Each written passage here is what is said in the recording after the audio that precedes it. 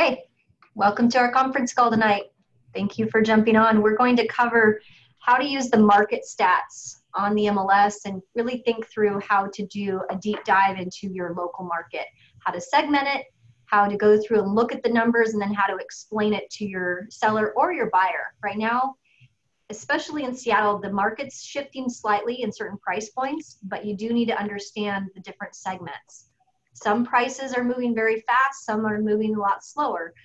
So you need to be able to just, instead of somebody asking you, how's the market doing? You can say, oh, it's kind of transitioning or it's slowing down. You need to have facts to back that up.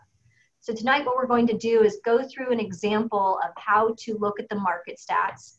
I've got an example on the screen. You still see the CW thing, Charlene? Nope. No, you see the MLS. I don't see anything. You don't see anything? Oh man. Okay, let's try this. There we go. You see something now? No, let me try to log back in. You should be logged in here. Let's try. Tell me if you see the MLS or if you see CW title. I see CW title. Okay, good. All right, so now that I know what I'm looking at. So what I've got on the screen here is an example. We're going to go through the CW title. This is a real life example of somebody I know in my past who asked me, Rochelle, what's the market doing? Well, how do I know if it's a good time to put my condo on the market? So there's things you can do as a real estate agent, and you have access to these things, but you need to know how to use them. So we're going to go over how you use the tools and then get back to the seller with some good factual data that will be helpful in determining whether they should go on the market now or later. So the property is located in Seattle. So you would think Seattle, it's a great time to put a condo on the market. Maybe, maybe not. How would you know that? What you would want to do is, obviously you have their address, you know it's in 98146. You would want to go to the, well, I mean, you can certainly look at what the title companies provided you, and you can look at what they owe, the total value. This is based off of tax records. This is not based on a CMA or anything like that. You can see what type of home it is. It says it's a 3-bedroom, 2-bath. I'm sorry, 2-bedroom, 1-bath, 3 stories. It's on the top floor. So that's important with condos to understand, is it on the bottom floor? Is it on the middle? Is it on the top? It does generate more to be on the top or the bottom, not as much on like the second level, because you've got somebody on the top of you and then below you. But the bottom level is desirable, especially if there's not steps going down to it.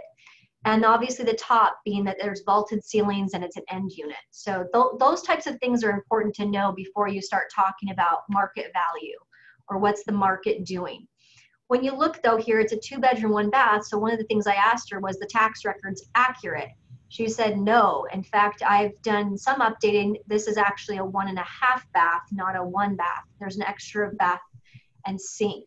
So that's not reflective. So the tax records is not always correct. In fact, it may not even be accurate, but 75% of the time. And in some areas, it might not even be accurate at all. So be sure to ask the questions once you pull up the profile from the MLS. You know, make sure that you look at the stories and the bedrooms, the baths. You kind of know what you're dealing with. We know she bought it in 2011, and that's what she paid for it. So as the market does start to transition and people are only been in their house for a year, maybe 2, you know, they may not have enough value in their home to be able to sell or to do something with their property.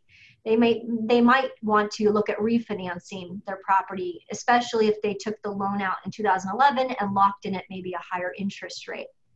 Again, that's a good question for your lender. But if I'm looking at this, 2011, she's lived in the property. Yes, there's value. Yes, there's equity. Just because I know about the marketplace in that particular area of Seattle. So the next step is I'm going to want to give her some factual data to go off of. And so with that, you have access to the MLS. So let me get that MLS over. Gotta move my screen around here. Bump it in here. There we go. You see the MLS, Charlene? Mm-hmm. Okay, good. So you're in the MLS, you're logged in. And when you're in the MLS, what you're going to want to do is go into the input. There's right next to input is stats. And there's InfoSparks and market reports and matrix stats. There's InfoSparks, which I'll go over quickly tonight, but don't forget that the MLS every single month, they put out a press release that gives you some background information about what's going on. It just happened today. So this is a perfect time to have a conference call.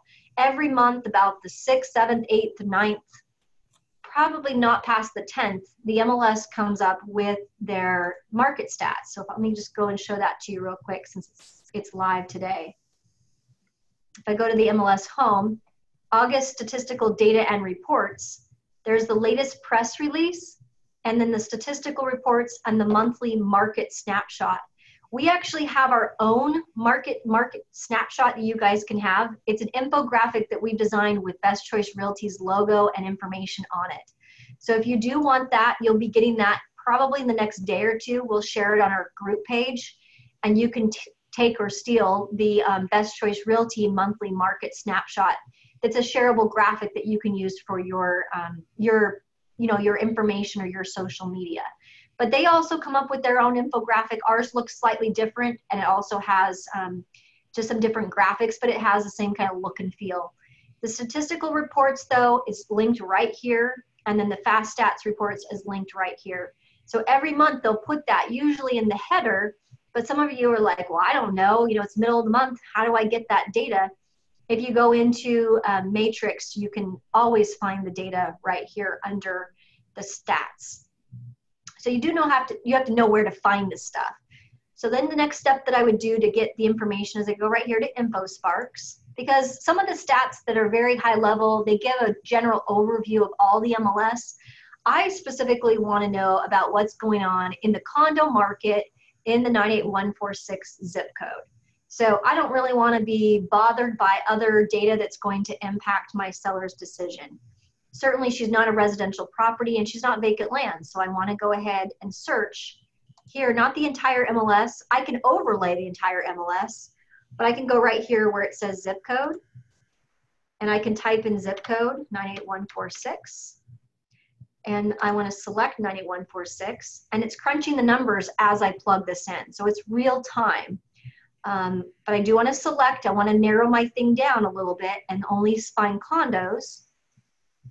And I want at least 2 bedrooms. So I want to see at least 2 bedrooms condos. Leave the lot size, especially with condos, open. And then I want to make sure I don't worry about the style code because we're dealing with the condo.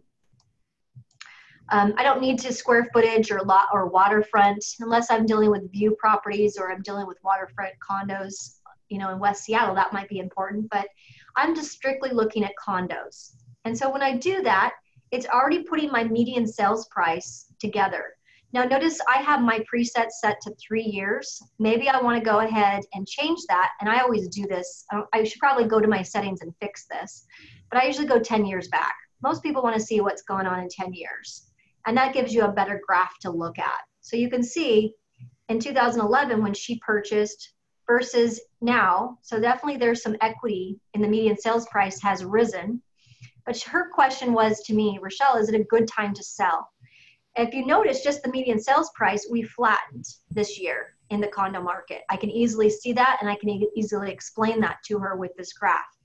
So since 2018, now got a nice little bump, and now it's flat.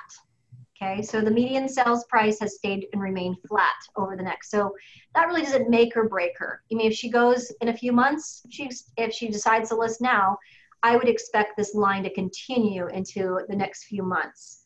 But let's look at the pending sales. That's an easy tab that we can click on. It's going to crunch the numbers in a 10-year. And you're going to see the pending sales has gone up in August. So there's 23 condos that went pending in August. And that was up from July. Now look in 2017, that was up at 30.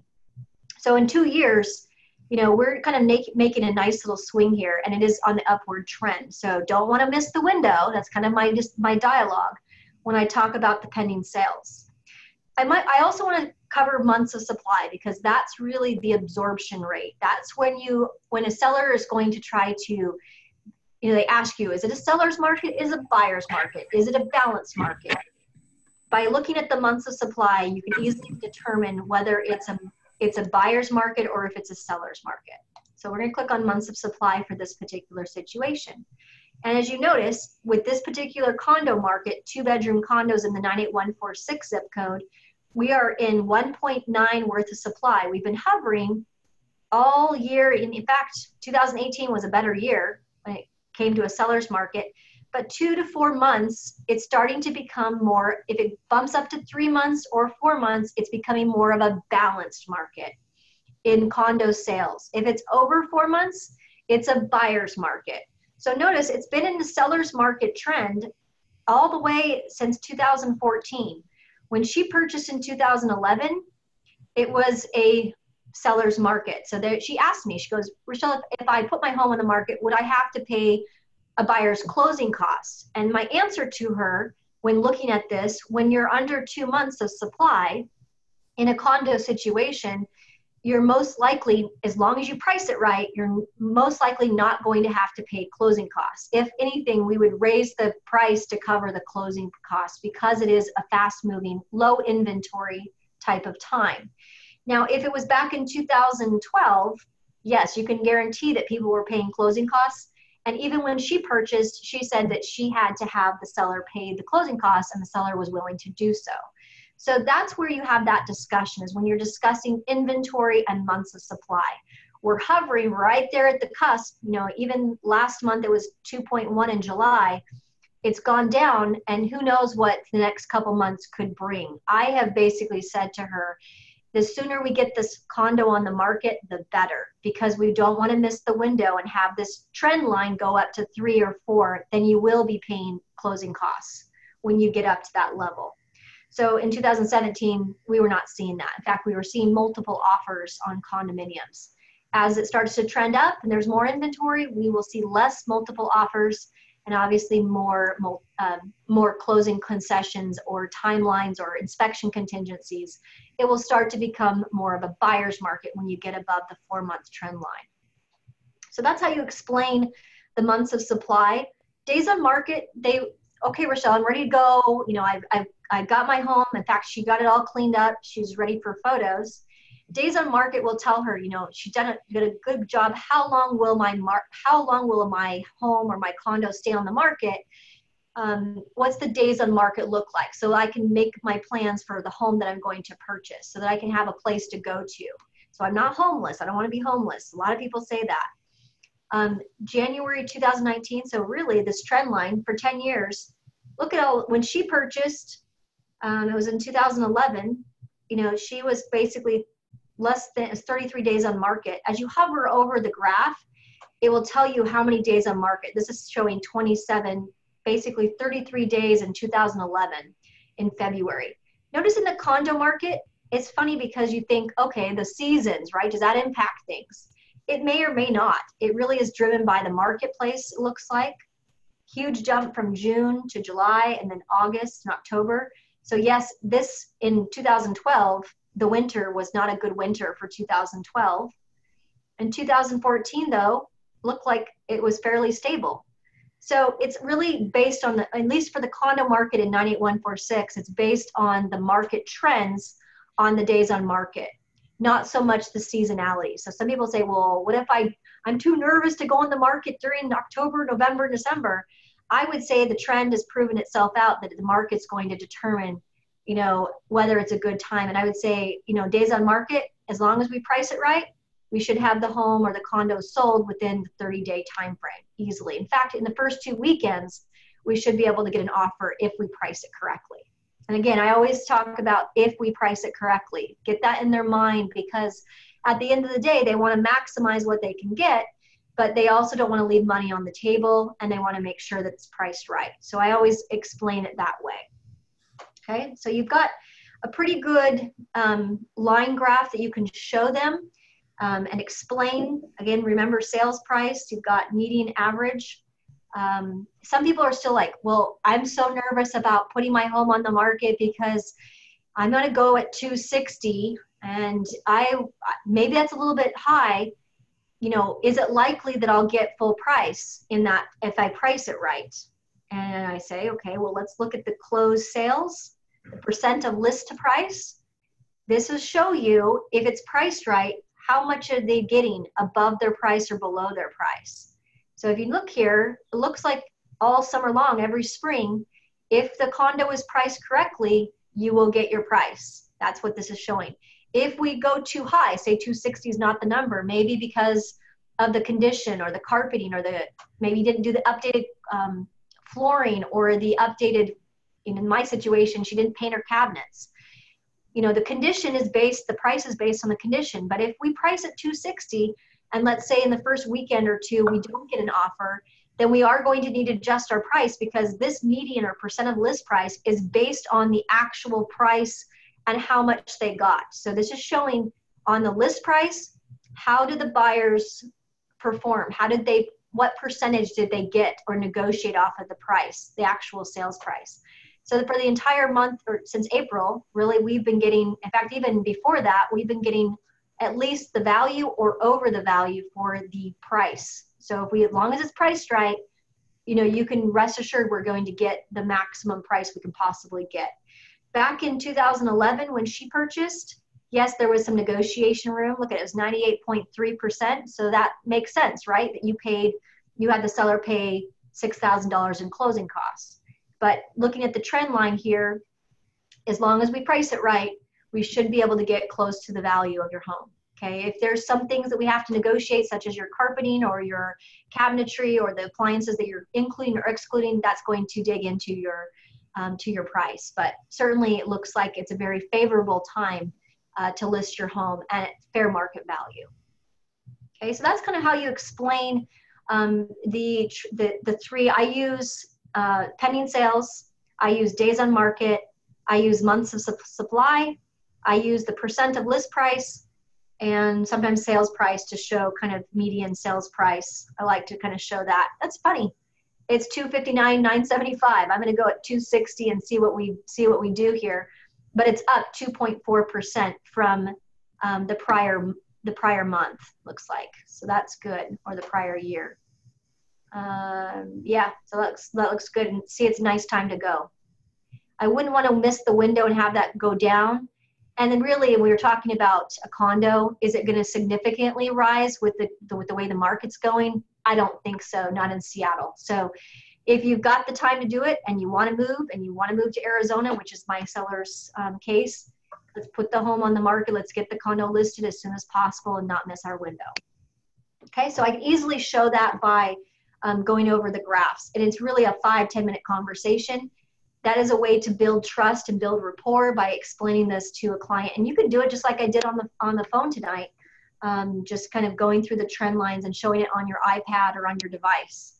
The other thing that you might want to do is, it always is impact. Can you give me a copy of this? Absolutely. Or I'll print it for my for visibility when I do my listing appointment.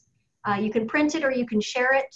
Sharing is pretty simple. It can create a PDF for you, and then you just click it. It's static when it's in a PDF, and then you just download right there. So it's super easy to print this out. It puts it in a nice little PDF for you, and you can print it and have it available for your listing appointment. There's your graph right there. So it puts it in a nice graph. It shows 10 years. I like the 10-year because you can really explain what's happened in 2008. Most people, or people I'm talking with, they've purchased in 2006, 7, 8, 9, 10, 11, and they're wanting to take advantage of the market and the shift that's going on, and they don't want to miss the window. So this graph really explains what we're trying to accomplish easily. Okay, so that kind of explains that. So then you're like, well, how do I apply this to myself? You know, what do I need to do? Let me close this out here. Maybe I have a different situation, or maybe I want to overlay this with, say, another zip code. You can easily do that by adding another area. There's a button right here at the top. So let's say I want to compare this to, let's compare this to the condo market in the 9-8. Maybe let's say that she's not moving to Arizona. She wants to move her condo down to Tacoma, 98409.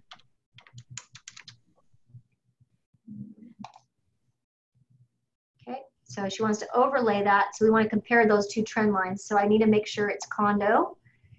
And I want to make sure it's at least 2 bedrooms.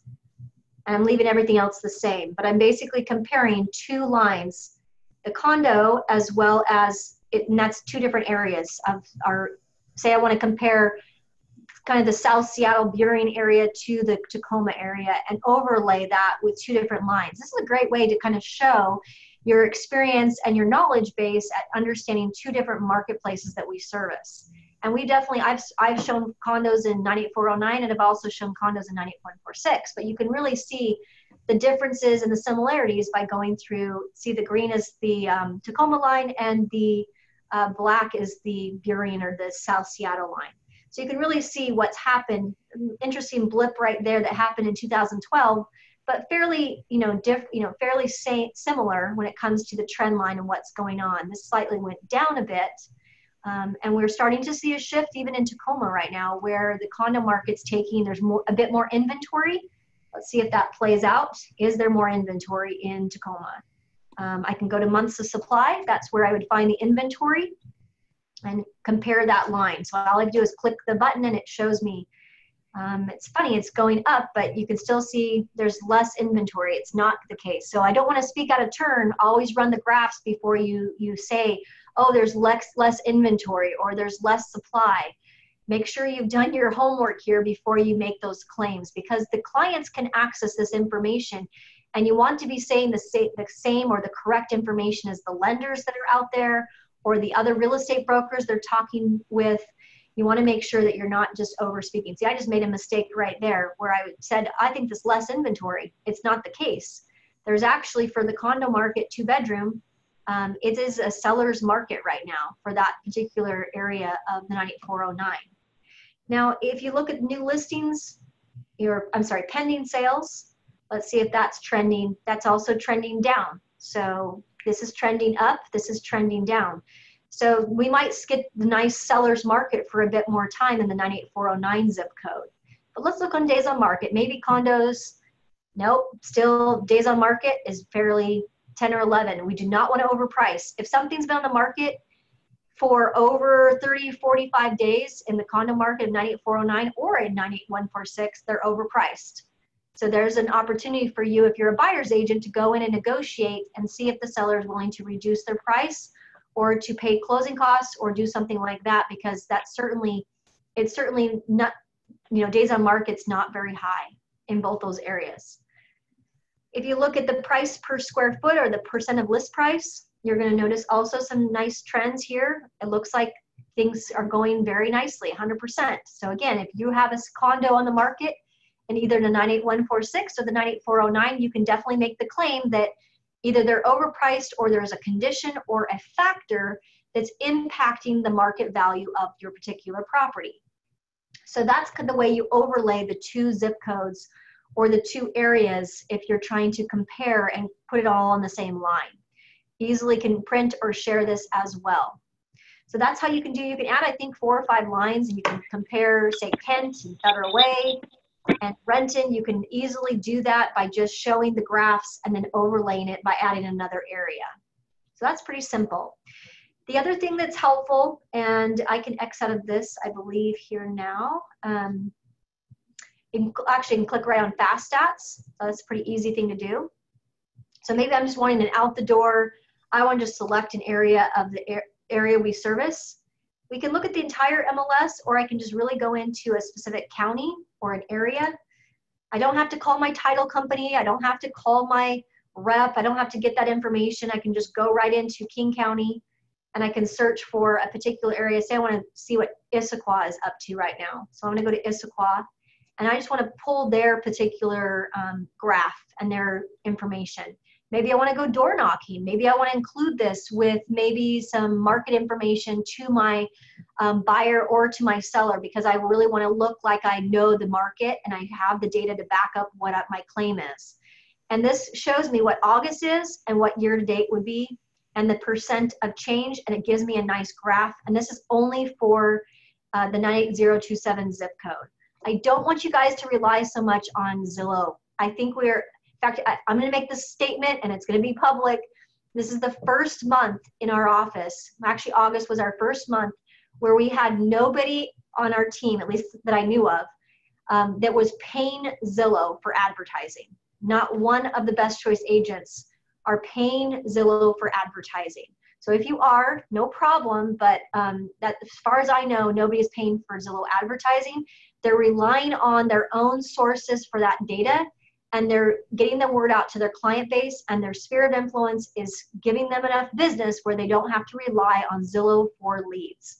If you are and you're wanting to look for other opportunities, give me a call after this or send me an email, and I'd be happy to point you in some other directions where we are seeing results coming from other sources of lead generation. And it's not because of Zillow. Paying a monthly subscription, in my opinion, is a waste of money when all they're doing is repurposing our data. And then you guys are, you know, we do have to use Zillow, and your consumers are using Zillow, but we should not have to pay to get their information or their percentage. The graphs and the information that consumers need are available to you, and you just need to know how to access them. So this is how you access them. This is how you promote it. This is how you go in. You can use the InfoSparks like I showed you guys, and you can post it on your social media, and it looks like the data is coming from you. This right here, you could print out. You could actually put this along with a cover letter or a bio about yourself that talks about what you do and how you are well-versed in this particular area of 98027. And this should be what you lead with, not relying on data pulls from Zillow that's not pulling correct data. So Fast Stats can get you those reports very easily. You can just search by your area or your county. Maybe I'm going to the Tri-Cities. We have an agent who's actually going to be taking a listing in Yakima, and I believe the Tri-Cities. So you could actually go to Kittitas. There's Ellensburg, a listing that we just took there. You actually can get the data right from Kittitas County. View the report right here. Pretty simple to do, and you have that right there at your fingertips. So you can see the percent of change, the pending sales, the days on market, the average sales price, and you can make the same deductions like we did, but it's in a one-page format that you could lead with if you needed to, if you're just trying to speak to the market trends of the Kittitas area, specifically just the county in general. So if you had ever been asked by a client, what's the, is it a buyer's market, is it a seller's market? How quickly will it take for me to get a buyer for my home? What's the median sales price? You have access to all of that data. Many of you just have not known how to utilize the tools. So hopefully today's call has motivated you to go in and utilize Fast Stats, InfoSparks, and then if you want to dig in deeper, I mean, you can certainly know who you're playing with here. I'll show you how to do this. Pretty fun. You go to Stats. Let's say I want to know what my competitor, how many listings or how many sales they've done. Let's see if I go to, sorry, I'm clicking around here. I know it delays on your end. But if I go to stats and I go to matrix stats, I can go in and I can search for sales volume. Let's see, I'm looking for the one, yeah, I'm going to look at the sales volume of a specific firm. So I'm just going to go with that firm. And we're going to generate anything that they've done residential-wise in the 7 months.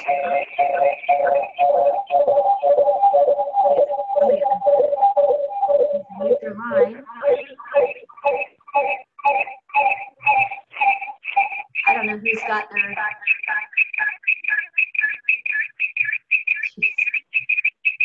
The last thing I was going to show, too. There we go.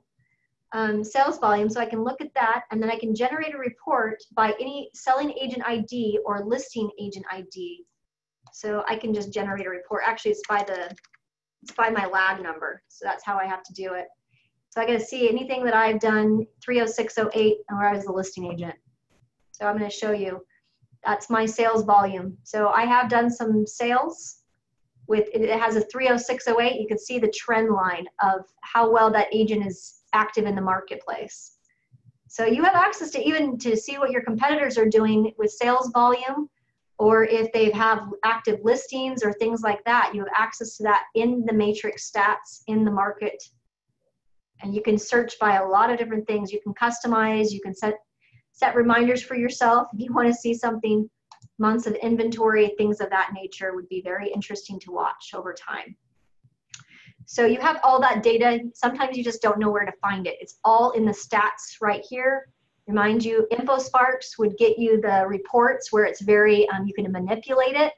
The market reports gives you the kind of the static PDF pages. Matrix stats, you can dig in and really kind of get undercover with certain things, and see trends within your, maybe your peers, and you're trying to see who's taking over a certain area, maybe of Kent or in Renton. You can easily see based on, say, maybe they think they're good, they're doing a lot of marketing out there, but really are they getting the capture? There's a way to prove that out right here with the Northwest MLS. So that's how you do it.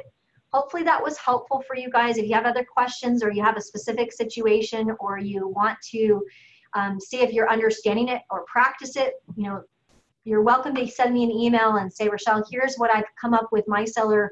Am I explaining this the correct way? I don't want you misrepresenting what the market's really doing. And I think a lot of you rely too heavily, honestly, on some of the stats that is pulled by our friendly friends over at some of our competitors.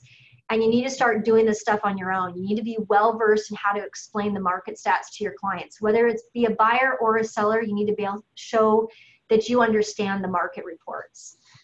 If you need some practice, like I said, I could put you in touch with somebody, or I could spend some time with you. It does not take long to go over this. And I'll let you guys go at this, but don't miss next week's meeting. It's going to be a very important conference call. I'm going to do 2 conference calls. Next week, the conference call is going to be about labor and industries. L&I is making a change. And then I do want to do a follow-up call. We do have the new buyer agency agreement and some very helpful things that you can use for discussing commission rates and how you speak with your buyers with the new change coming in October. So I'm going to give you guys a heads up on how to do that. I went undercover, some of you know that, to understand what some of our competitors are doing and how they're explaining that to the buyers. So next week we're going to cover that. And the following week we're going to do it again, just so that you guys have the tools that you need and the information you need to be successful out there. So I'm going to do back-to-back next Monday, and then the following Monday, labor and industries, and then buyer consultation when it comes to the change in the commission explanation out there in the field. So tune in next week. I look forward to that. I'm embracing change. Get ready, put your seatbelt on though. It's going to be a rocky ride, but certainly fun when you're working in a model like ours, where we're very responsive and we know we have the best agents, really, I think, out there in the industry to tackle some of the changes that are going to come out. So keep in touch with that. If you're not able to make it, make sure you get the recording. We'll go over that next Monday. Same time, same place, same link if you guys have that saved. Have a great week, and we'll talk to you soon.